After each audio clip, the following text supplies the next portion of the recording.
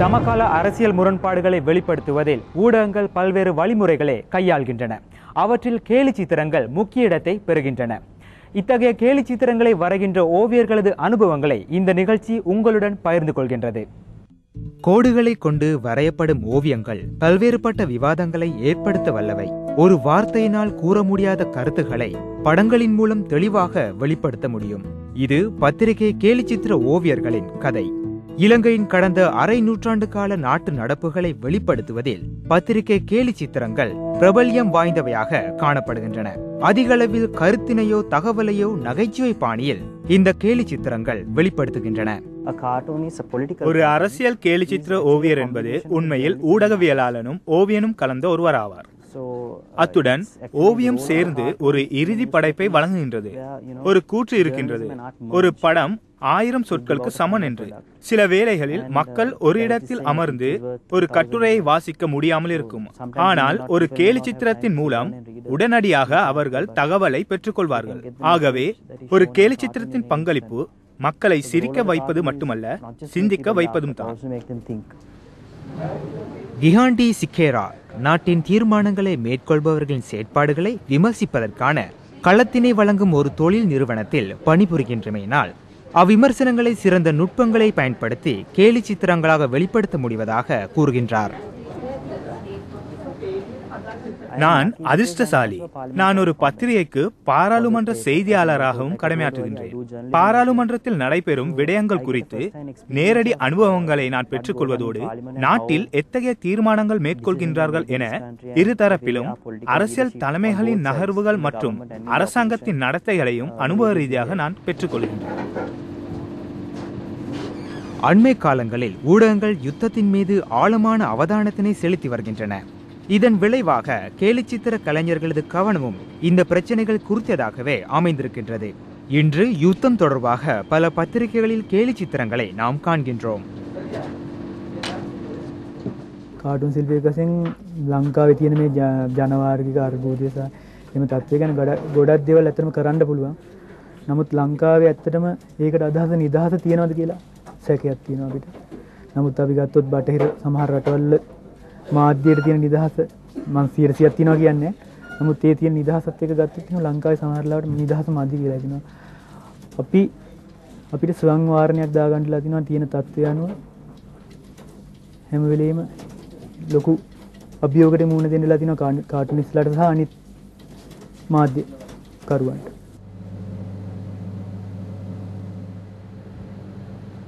இலங்கையின் இன்றைய ஊடக சமூகம் பல்வேறு நெருக்கடிகளுக்கு மத்தியிலேயே தகவல்களை வெளியிட்டு வருகின்றன.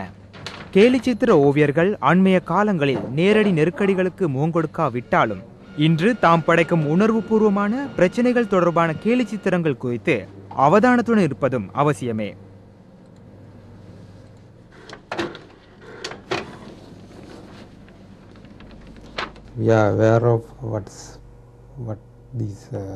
என்ன நடைபெற போகின்றது என்பது எமக்கு தெரியாது.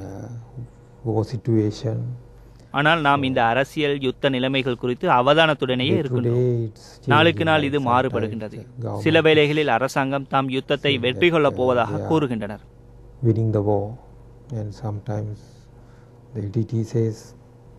சில வேளைகளில் விடுதலை புலிகள் தாம் தாக்கு பிடிப்பதாக கூறுகின்றனர். ஜனாதிபதி பேச்சுவார்த்தை நடத்தப் போவதாகவும் கூறுகின்றார். ஆகவே என்ன நடக்கப் போகின்றது என தெரியவில்லை. நாம் என்ன செய்ய போகின்றோம் என்றால் நிலைமைக்கமைய பொதுமக்களுக்கு தகவல்களை வழங்கவே முயற்சிக்கின்றோம்.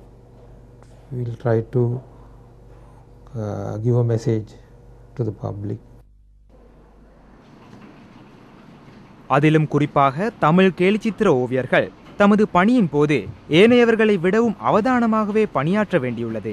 இது குறித்து ஒரு படி அதிகமாகவே சிந்திக்கவும் வேண்டியுள்ளது. இப்போ முதல்ல ஃபர்ஸ்ட் பேஜில் ஒரு கார்ட்டூன் இருக்குன்னா அதுதான் முதல்ல பார்ப்பாங்க.